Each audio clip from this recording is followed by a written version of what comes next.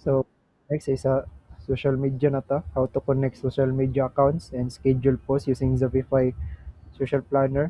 So, dito dyan pa sa marketing, ato na to sa social planner. And dito na to i-connect atong mga social media account like Facebook, Instagram, Google Business, LinkedIn, or TikTok. And dito po ta post sa atong mga contents, so upload message, videos, and select dyan po tag platforms para dito. Nasa na to siya i-post. So, sa marketing, no, kani social planner, and kani create ano, social dili ta dire YouTube, YouTube.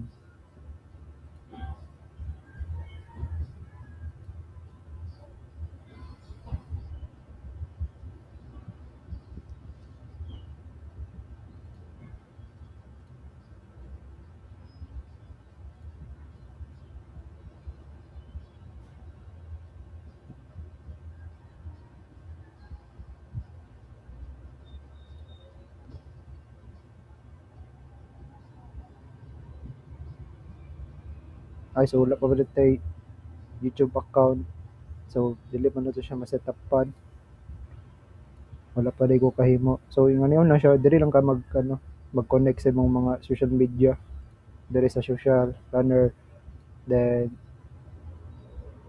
pag-create sa tag YouTube account.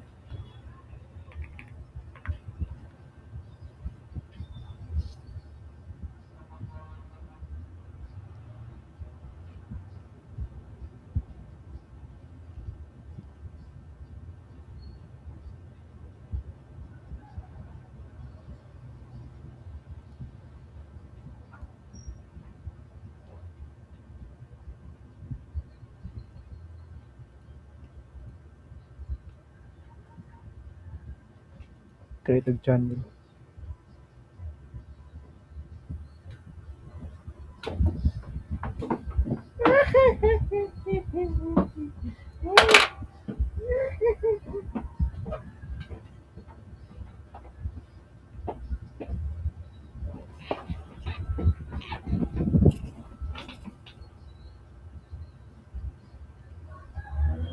So, naka-create na to.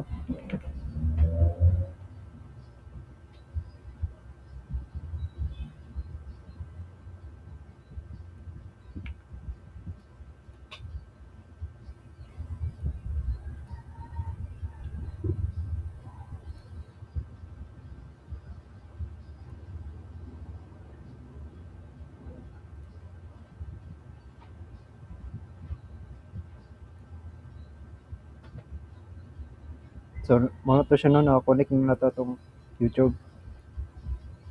Nara.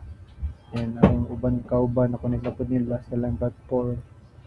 And if mag-create ka post, diri lang.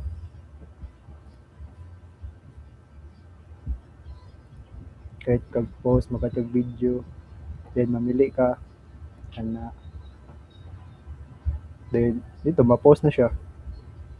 Dapat, bagad kag mga multiple kung para diri maabot ang itong mga social media ka na-add nimo or na-connect nimo. Para diri na lang ka mag-create og mga post. Diri na po ka mag-upload. So, yung ano siya, no, dali ra kay siya. Pag-connect. Dapat na po kay mga accounts nga nabuhat para dito nimo siya connect diri. Makakuha kay wala pa mo to channel ata. Okay. So, nga lang siya.